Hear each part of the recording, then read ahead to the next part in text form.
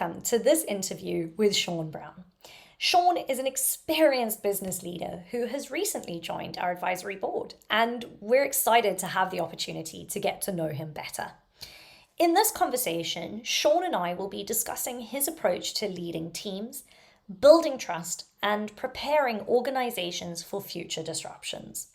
We'll explore how his perspectives on the evolving role of procurement and the importance of supplier relationships have shaped his leadership style. Shawn will share insights from his career journey, including how he has navigated challenging team dynamics and turned them into successful long-term partnerships. We'll also touch on his views on the potential of emerging technologies like blockchain to transform supply chains.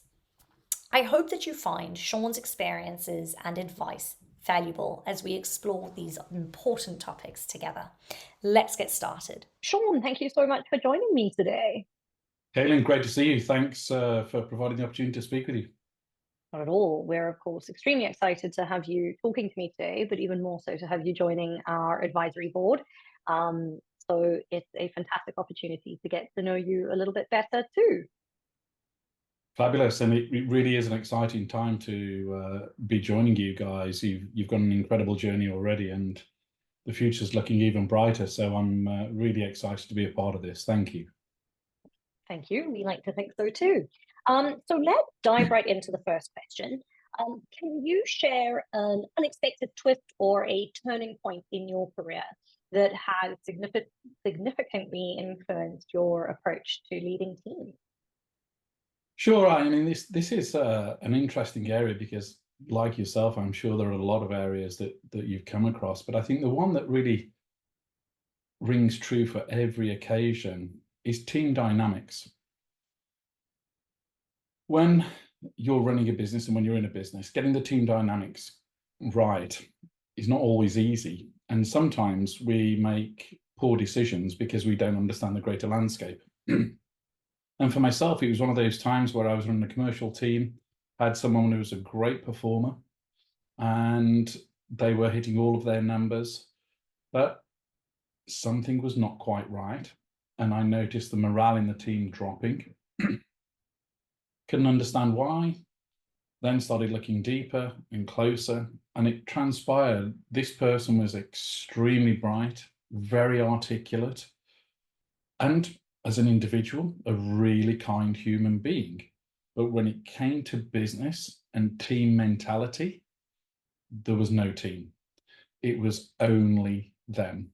So while we need top performers, it's really critical to make sure your team perform as a team. So now, when I look at any organization, I'm always looking through the lens of, are we performing as a team?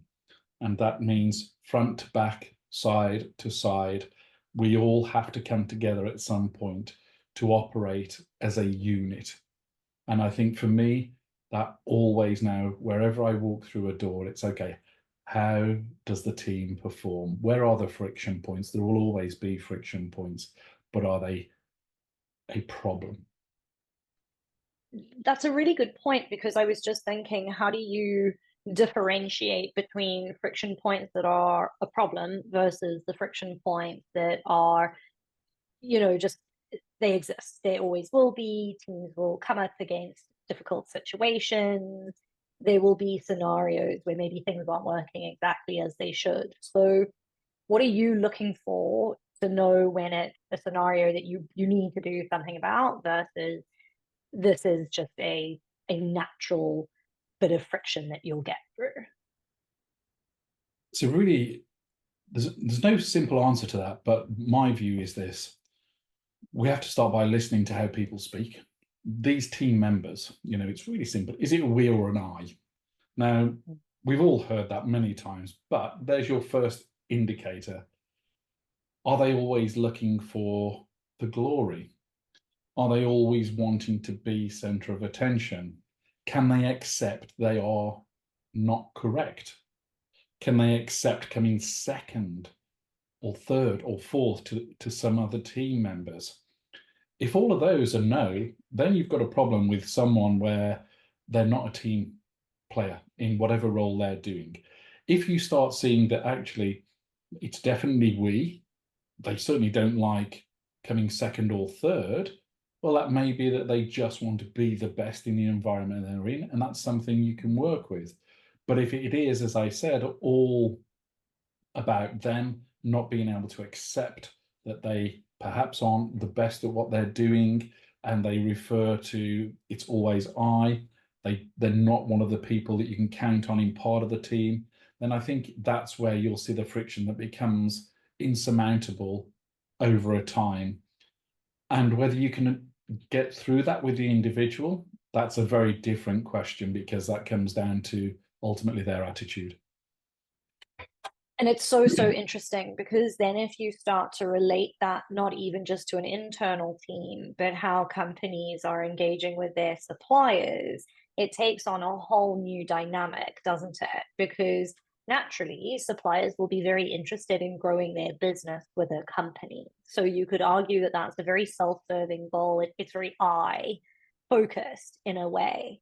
But what we see in the partnerships that we're helping our clients to build is it's the suppliers that really do understand how they can achieve their goal by helping their clients achieve their goals.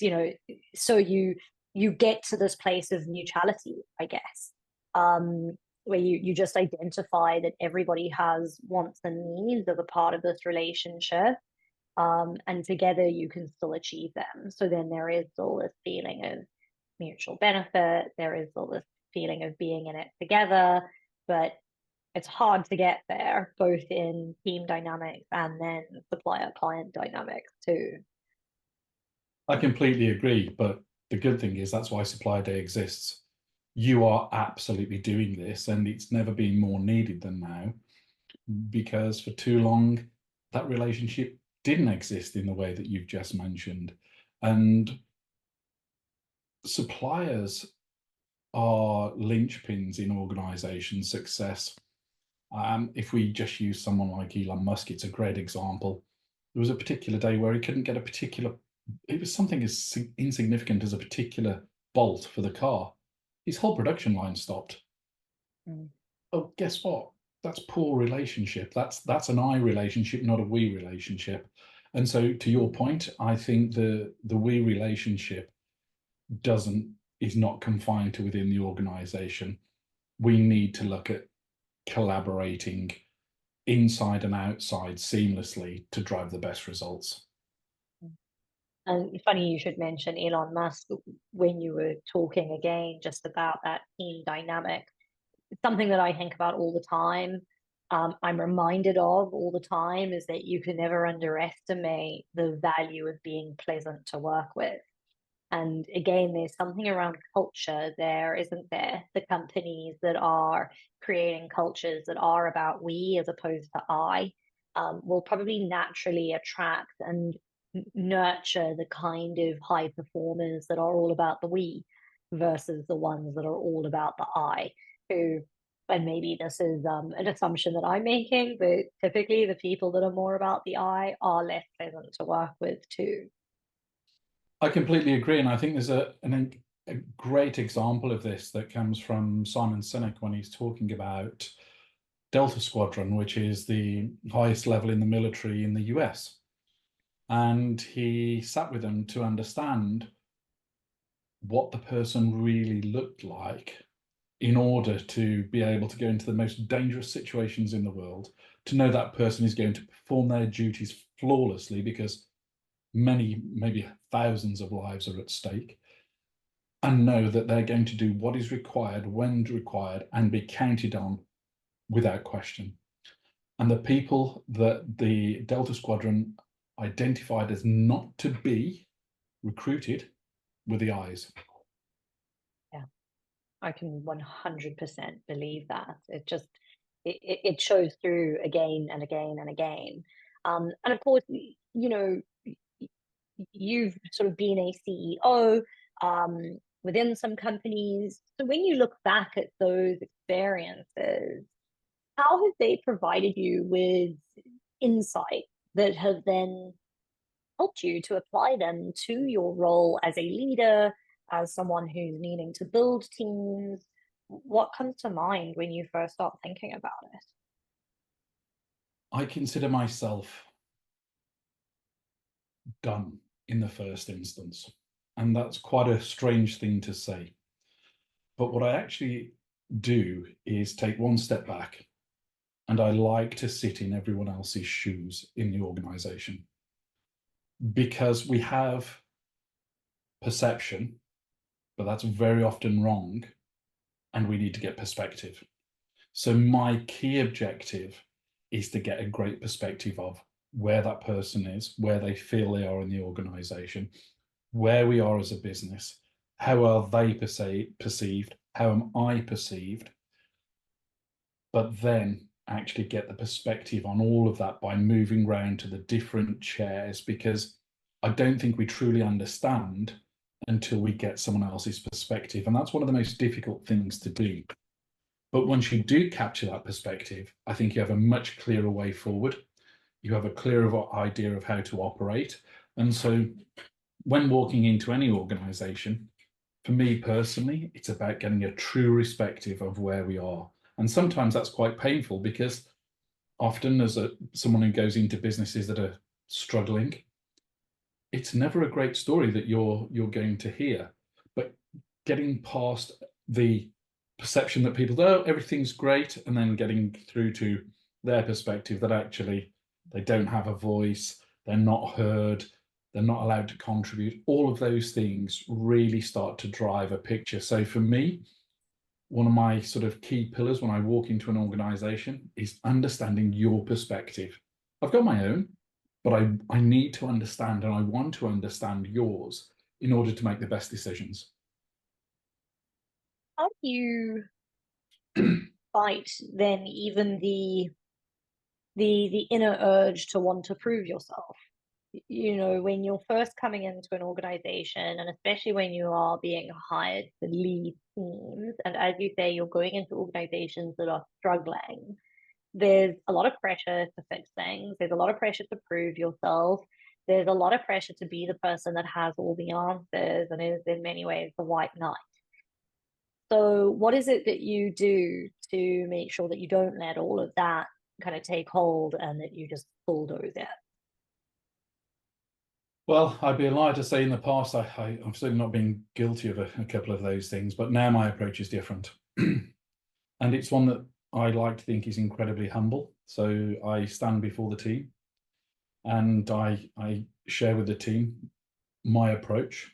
I share with the help I'm looking for from them. I share that I'm here to listen and learn. I'm not here to judge. Only once I've got all of this information can I come up with the best plan. So your critical role as a team contributor and a team member is to give me the best information you can, so we make the best plan to move forward.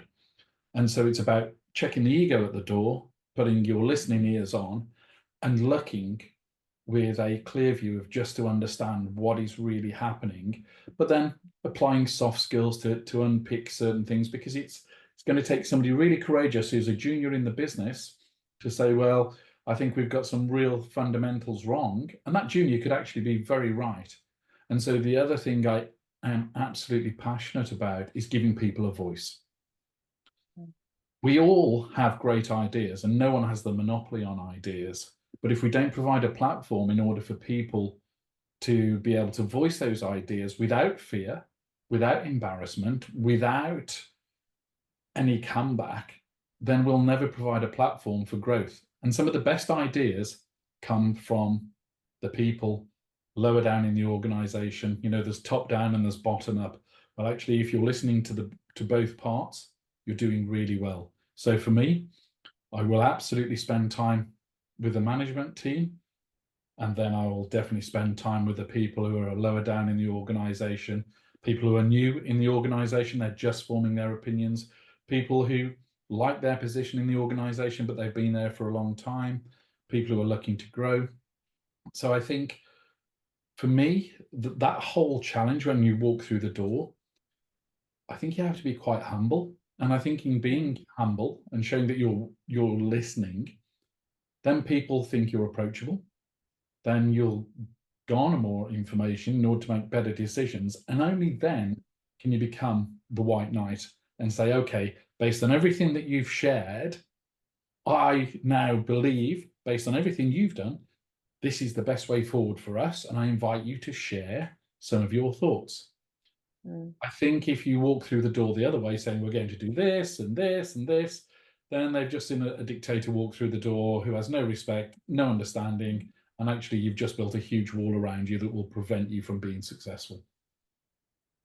It's funny, so much of what you're saying, I think, is so applicable to companies working with suppliers, right? And again, I think that when you're a new supplier, you're so eager to please your value to a client that often, to your point, suppliers can forget to take a step back, understand how the client likes to work, how do they, receive information, process it, how do things need to work, and then I think also sometimes companies can forget that they're hiring these suppliers and bringing these suppliers in for their expertise and to also listen to them, listen to where they're seeing it in other companies, a lot of the time, who are their competitors, and that there's a wealth of experience there too. And it requires, to your point, that level of humility and being humble enough to not believe that you have all of the answers and to want to listen to a variety of perspectives. But I think that within that, there's also the element of trust. So, as a leader, how do you seek to build trust in your team? That's a great one, and trust is it's a one-time deal. From everything I've learned over the years, you can only build trust once, and you lose it. Once you've lost it, you can't rebuild trust in that sense in real business terms. The way I garner trust is by listening, by then applying a plan of action for whatever that process is, making my actions visible and making my actions accountable to the team. So then they know that if I'm going to do something, then I will do it. They can then start to believe and trust in what I'm doing. In return, I can then use that as a fulcrum to say, this is the way I operate.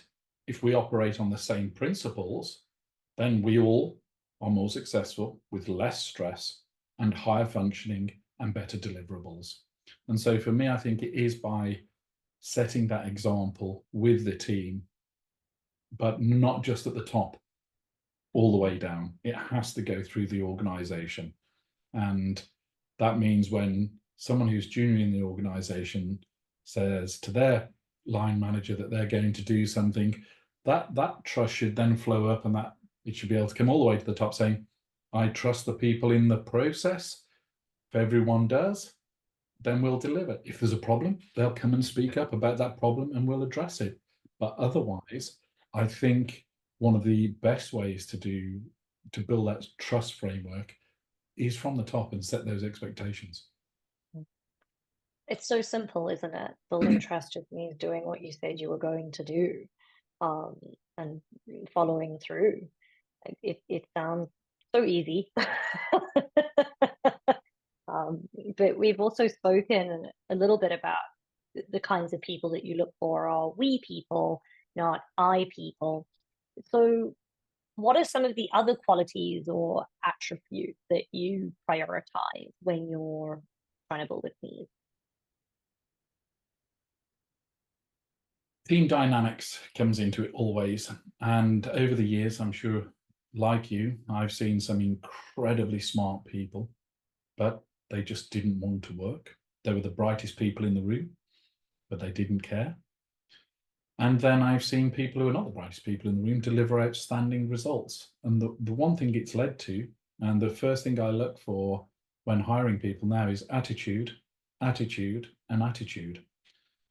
Because everything else can be taught, but attitude comes from within.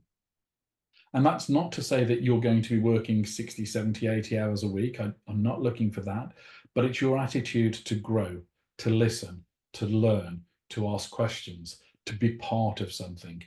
Your attitude towards being vulnerable, your attitude to how do you deal with not being correct. So one of the things in an interview, I ask people, talk to me about a time where your pride was a little hurt because you thought you were right, but you weren't. How did you deal with that?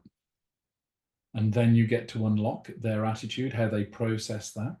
So for me, absolute key point in hiring anyone anywhere across the organization is, do they have the right attitude? Because everything else will fall by the wayside if you don't have the right attitude. And so many times I've seen people hire because, they have a PhD. Great, we need a PhD. But do they have a PhD and the right attitude, or do they have the God complex, which is they're always right, they can never be questioned? Well, actually, that's not the right attitude in order to help the organization drive forward. So it is, for me, the single most important attribute of anyone coming into the organization. Do they have the right attitude to be part of the organization and to be part of the team? I lost you there a little bit. Would you mind just repeating, to me, the most important attribute is attitude? Fine. So for me, the most important attribute for an organization is attitude. I always hire for attitude. I would much rather take someone who's got a great attitude and a lesser qualification than someone with a better qualification and a poor attitude, because skills and everything else can be taught, but you cannot teach attitude. It is my And how do you, sorry, how do you hire for attitude? Because the majority of people will come into interviews as a candidate for a role, and they are telling you what you want to hear. They've rehearsed the perfect answers because they've read all about it. They're prepped, they're ready, and they know what they need to say to sound like a great candidate. So what is it that you look for in interviews or when you're meeting a new team member for the first time that will indicate to you that they either have the right or the wrong attitude? Again, we're complex creatures, and I like to sort of take a step away from the traditional interview process and ask sort of different questions, because then you start to get an insight. One of the simple ones. So what would your mother tell me your worst trait is? No, they'll say, well, what's that got to do with anything? Well, your mum probably knows you best. So what would she say? You then start to see them think and process. Then they'll be going, okay, well, I can't say this because I really can't say that, because mum knows everything. But you actually then start to see how they're dealing with something difficult. That starts to unlock attitude. Then I turn around and say, what happens if I'm stood in a bar next to your best friend, you've just gone to the bathroom? What do you think they'd say about you? And then again, they will start talking about the things that they do, and it will come across, I'm the funny person, or I'm dependable, I'm really caring, I'm thoughtful, I'm always late. Red flag. You're always late. We can't afford to be late in business, because if we're late, we miss deadlines, we miss opportunities, we miss revenue. And we're in a business to make money. It really is that simple. So you get to unlock quite a few things by asking left field questions, but in a positive way and in a polite way. You're not looking there to assassinate people. And also, as part of my interview process for certain positions, I will always ask for a letter of application. And one of the simple things in there is, please send in a one-page letter accompanying your CV, telling me why you want the role. So many people will then write 3 pages. Well, hang on. Your attitude to listen and to understand is questionable. And then can you deliver on what's a simple task? Now, will I read those that are 3 pages? Probably not. Which ones will I read first? The ones that have got the right attitude. They've listened, they've understood, and they've actioned. That's the right attitude. So I don't think there's a silver bullet on this, and it really does depend on the person you're speaking with. Their hobbies will sometimes unlock their attitude as well. You know, are they always doing single sports? Are they always doing team sports? Do they like going for dinner with friends? Do they like having dinner parties with friends? Because then that's very collegial. And again, if you're doing that, then your attitude is to be giving, to be kind. So potentially you've got the right attitude to join an organization. I love those as pointers and indicators that really, in a way, you're not even looking at the specific answer, are you? You're just looking at how they answer it in general and what their approach is to it. Again, so many of those more indirect or subtle cues around understanding someone and the dynamics that are at play, which then leads me on to my next question, which is if you can share a memorable story of how you turned a challenging relationship into a successful long-term partnership. And this could either be with another company or with a team member. There, I think there are quite a few, but I think there's one that really stands out. And it was an organization where I was going in and I'd met with the senior management team. They were disenchanted, disenfranchised. I mean, they were just done. They wanted out. And my job was to go in and turn around this organization. And basically, I'm shaping up to receive resignation letters within the first 30 days. These people have just had enough, and there's a new person coming in. And I knew there was a problem. I didn't know if I could solve this problem. So then, you know, it really brings everything into focus.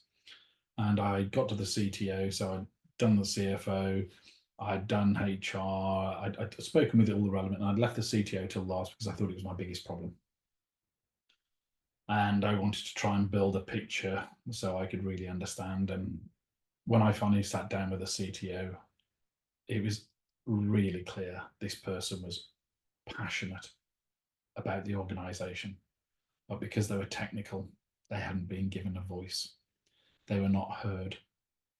Sales had been the voice of the organization. They'd been leading the organization, and that's not always a good thing because, as we know, sales like the next shiny thing and the best thing, and they'll ask for a bell and a whistle because they think it will help. Well, in actual fact, there may be no strategy behind that. It's just that what one customer wants.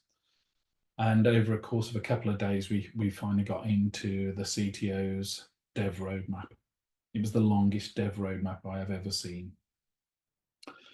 And on looking at it, I did what you just did. I smiled and I started to laugh. I said, well, I don't know what you do with the rest of your time. I mean, I'm surprised you haven't delivered it this afternoon. And we broke the ice, and I said, this is just crazy. I said, let's do this. You go away and tell me what you think we need. I'm going to go away and bring all of my business knowledge, and we're going to come back together to get a dev list.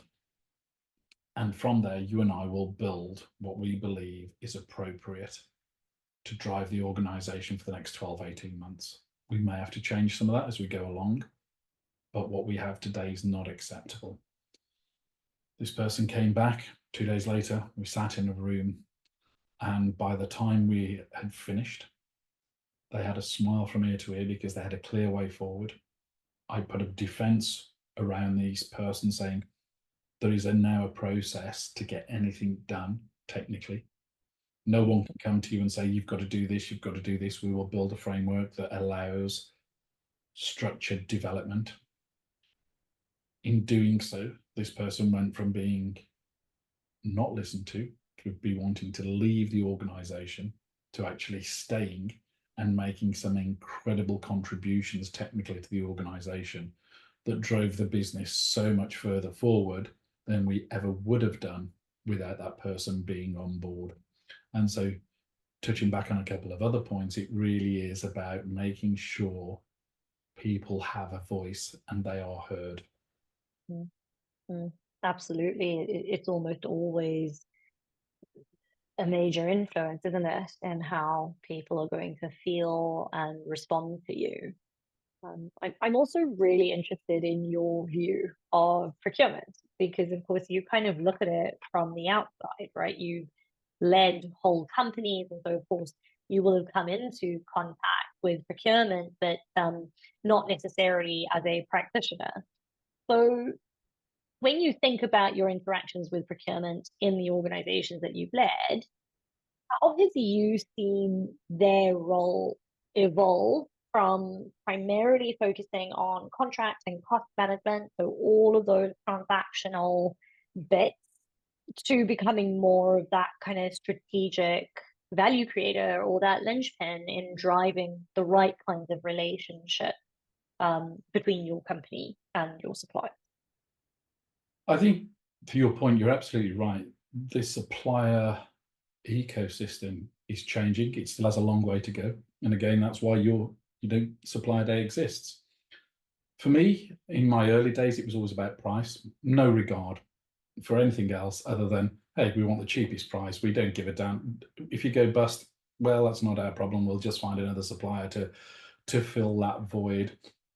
And I really did see on so many occasions how suppliers were second-rate citizens in terms of how they were looked upon from the organization that they were supplying. And in the early days, I didn't quite understand the problem. It's only as you start to then interact and you sit with your suppliers and you understand that they really have a lot of value to you, and we're perhaps not treating them correct. And it then comes down to understanding, getting their perspective to really start to understand. And I think one of the big ones for me in that instance was understanding a supplier's role in the whole ecosystem. And without suppliers, businesses can't function. And if you want to continue in this big stick mentality, then unfortunately your innovation is going to be stymied, your growth is going to be the same, and your competitors who will use your suppliers will get an advantage. So therefore, I think from my perspective of how the view of the world with suppliers has changed, they now are valuable contributors to a company's success, and we need to treat suppliers with success. No, sorry, with respect.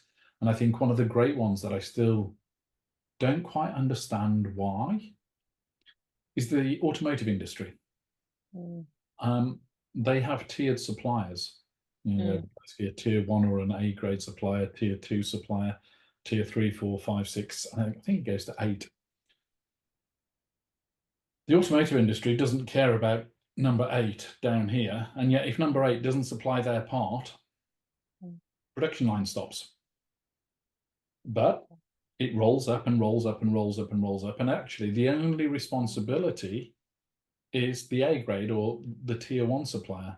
All the penalties and all the rewards go to the tier 1 supplier, yet tier 8 can unlock, make or break that supply chain. And that is not uncommon. It's such an interesting observation because it's not just in vehicle manufacturing. It's across the board. All companies will segment their suppliers based on some kind of prioritization, and your tier 1s are the ones that you've identified as being strategic and critical, all the way down to your long tail, which are the ones that aren't. And I think that you have to be realistic. There will be ones that just are not strategic and critical, and of course you're not going to treat them the same way that you do your tier 1s. But there's also that other really interesting point, which is, what about your suppliers?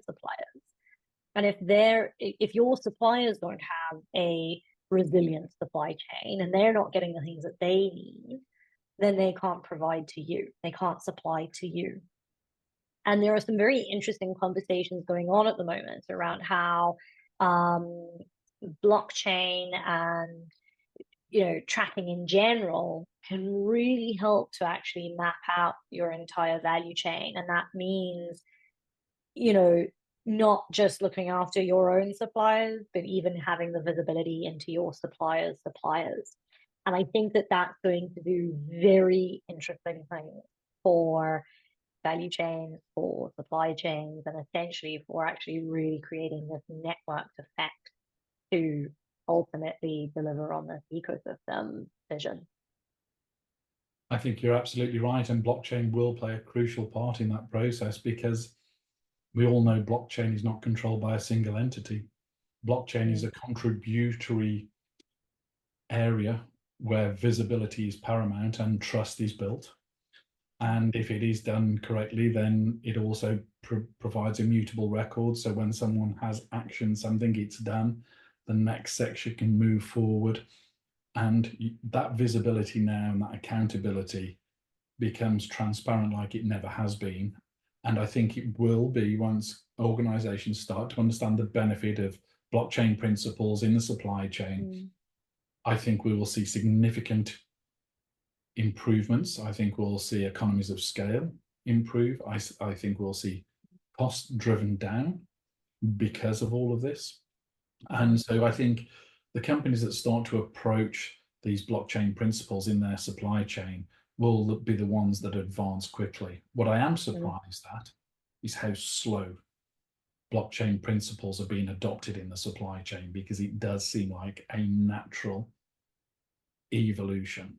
And implemented correctly, I think it's something that could have a huge impact, whether you're a farmer, whether you're a pharmaceutical company, whether you're an automotive company, whether you're it doesn't matter, the whole spectrum. They all have complex supply chains, but if you make them all visible and accountable, and everyone's accountable to everyone else, then we come back to something else earlier, which is collegial. We're now creating an ecosystem where we've all got a little voice in here. You know, we've got a problem with flour for making bread. You know, something's just happened. Okay, well, we didn't realize that. Well, we used to get the flour from here. We're now getting it from here. That becomes visible. People can then start to manage risk at a whole different level and rate than they can today. Yeah. But to your point around adoption and how slow it is, I think again, it does come back to trust. I mean, of course, there's, you know, issues with legacy systems, and that the majority of these companies just cannot digitalize anywhere near as quickly as they should be able to. But there's a massive mindset thing there too, a massive mindset barrier, and I think a massive concern around trust for suppliers. And in fact, we've had feedback in some of our client events where clients have requested that their suppliers open up their own supply chains, you know, and provide complete transparency over where are you getting your, you know, your unfinished goods from, your raw material from, what's in them, and how much are you paying for them. And you know, a lot of these suppliers are kind of go, well, why do you want this information? And what are you going to do with it once I provide it to you? I don't want to give this to you and then you use it as some kind of negotiating tactic to get me to reduce my margin even more than it already is. And it's the companies that are able to build enough trust with their suppliers that their suppliers do provide that greater level of transparency. And those companies use it to build stronger partnerships, to build a, you know, collegial sense of being in this together. Thank you for providing us with this information. This is why we're using it. This is how we're going to use it. And it never becomes a stick with which to beat the supplier, or, you know, in any way used to try and kneecap their business in any way. But I think that there's still a lot of work to be done there before suppliers will very openly and quickly adopt that kind of technology alongside just legacy digital systems that are just massively, you know, out of date. You're right. It's not a simple process. It is complex, but I think there are two things. And I recently spoke to a Japanese company who are a traditional manufacturing company, and we were talking about a particular SaaS project. Now, in the world of SaaS, and they got a B2C offering, they'd acquired a company, and we were talking about change. And obviously, if you've got a B2C offering, then change is rapid because it has to be. And you start to measure things on a really regular basis, if it's perhaps from the website 4 or 5 times a day while you're making changes. They were horrified because their decision-making process was 6 to 9 months to make change. And so when you've got this one mindset that is 6 to 9 months to make a decision, then I think you meet an immovable object, because you can't do what you need to do, which is make these decisions fast, because actually you've just put a pixel up here, or you've put the buy button up at the top, and actually it should be down the bottom. You've just lost 50% of the sales because of the buy button being in the wrong location. That's 9 months to make that decision. Then you've just lost a lot of money and a lot of opportunities. And so I think you're right about this shift in mindset. But to your point also, we have a whole raft of underlying, which is this stick mentality, which has always been there. And how do we remove that? And I think one of the things that makes it sometimes more challenging today is companies like Amazon. And Amazon, one of their successful ways of coming to market is, hey, we'll create a marketplace. You can all come in and start selling this. And they go, wow, look at that. That widget over there is selling really well. Let's go and make it. Oh, we'll go and make that widget ourselves. Oh, and look, we've now got 100, 200% more profit from this than we did before. So I think whilst people love or hate Amazon, some of their innovation has been fabulous, but it's not perfect. And I think the supply chain has this challenge where, how do you build this trust? And perhaps one of the way of building trust around the bottom line and not circumventing suppliers is that the companies themselves coming forward saying, we want to protect your supply chain, because if we protect your supply chain, we will protect our business. And we need you to function, because otherwise we've got to go and find a new supplier, or we'll have to bring it in-house, and we're not ready to do that, and we may never well be. So therefore, we'd like to give you a long-term contract where prices are fixed unless material changes, and non-circumvention agreements where we won't talk to your suppliers. And I think if they do something like that, then we can start stepping through this process to achieve better outcomes than what we have today. 100%. While we're on the topic, let's talk a little bit about future disruption. And how do you prepare your teams or an organization for what's coming in the future? Have you come across any maybe unconventional training or development methods that you thought have been particularly effective? There are a few that I've used over the years. One of them is how the Red Arrows managed to execute, and that was quite an interesting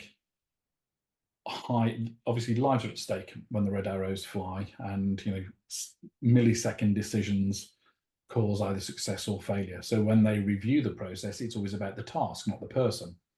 So if you are in a fast-moving organization, then it's about the tasks that you need to achieve.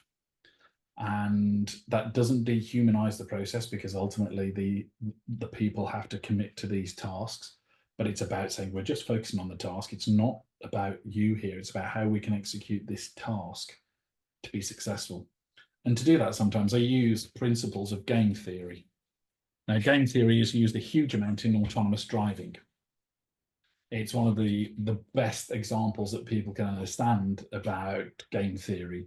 So very often I'll bring in, if we've got a difficult situation, okay, let's role play this, but in a game environment. Let's really start to look at this. We've got 3 lives. Let's get it wrong, because now it's safe. It doesn't matter. It's all on the table, but let's solve it in a game theory way. And what that does, it unlocks conventional thinking. It unlocks conventional approaches. And in doing so, people start to relax. They then come forward with their best ideas, because there is no guarding around them to go, Am I going to feel stupid if I say this and it's not accepted? So for me, I actually like to sort of take that principle where we use game theory to be prepared. So when we went into COVID, I said, okay, let's imagine we're locked in for a month. Let's imagine we're locked in for 2 years.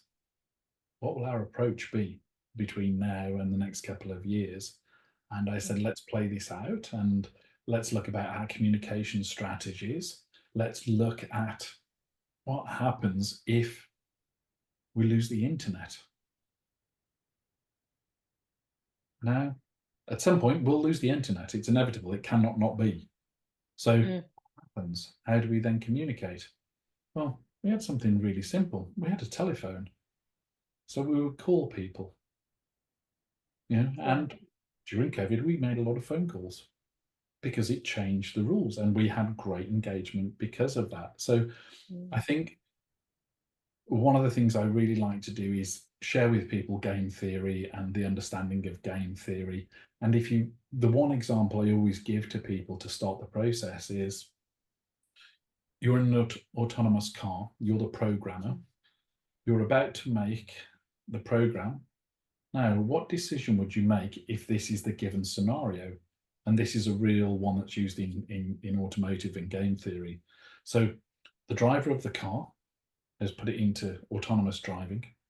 There is a zebra crossing coming. Someone's walking across the zebra crossing. The car's in autonomous mode. The car has to make a choice. It has to kill the pedestrian or kill the driver, because those are the only two outcomes. Now, they seem very brutal. Yeah. Which decision would you code? Oh. That's how I start the process. Then I take a step back and say, okay, you now understand the consequences of these principles. Now, we won't go into trying to solve that one because the best minds in the world still haven't solved it. But if we use that as our starting point, you can now understand that there are options and consequences, but let's play them out. Let's understand, let's share, and let's try and solve these problems. That's such a fascinating approach. And I love the idea of the 3 lives. As you say, we can afford to lose them in this scenario. So let's really think through what our options are. I think bringing that part about the car and the people, really bring it to bear as well. It's quite shocking. It is quite abrasive, but actually puts people in the right mindset to actually go, okay, because it's not a game. We are talking about a business surviving, succeeding, and growing, or failure. So it is playing those through. Yeah, and at the same time, I can also imagine it alleviates a little bit of pressure too. Because again, you think, oh, what decision would I make? Then it's okay, we're not making a decision like that today. And then also, for the most part, you're not needing to make decisions about life or death either. So it also kind of brings you down a little bit about, what, actually, we'll find a solution here and it'll be okay because we're not dealing with something that high level. Absolutely. For most of us, we don't have to make life and death decisions. We're not surgeons. We're not writing that piece of code. I don't know how you solve that, by the way. Don't ask me.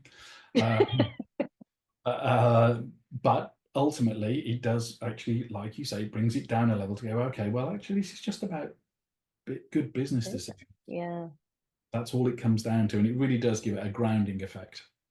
Yeah, that's fantastic. And you kind of talked about it a little bit in talking about using that approach during the pandemic and really trying to figure out what your game plan would be. But are there any other sort of scenarios that you can share where your team's preparedness for change made a really significant impact during a time that otherwise could have been hugely disruptive to your business? COVID was a lesson for all of us, and no one had the answers. And I remember chatting with the chairman of the company I was at the time, arguably one of the brightest minds I've ever had the grace to work with. And I said, how long do you think this will last? Minimum of 2 years. I was thinking like, well, maybe 2 months. And, you know, you listen to what this individual said, and I'm like, okay, we need to make sure our plan of execution is now good for 2 years. If we have to shorten it, that's not a problem because we go back to what we did before. Yeah. But we now have to build for a plan for the next 2 years. So we were focusing on building the business out in this guise over here to deal with the pandemic that we've all been through. And I'm using this one because I think everyone can relate to it. And we built some fabulous technology, and it was working as it should. And it was designed for data privacy.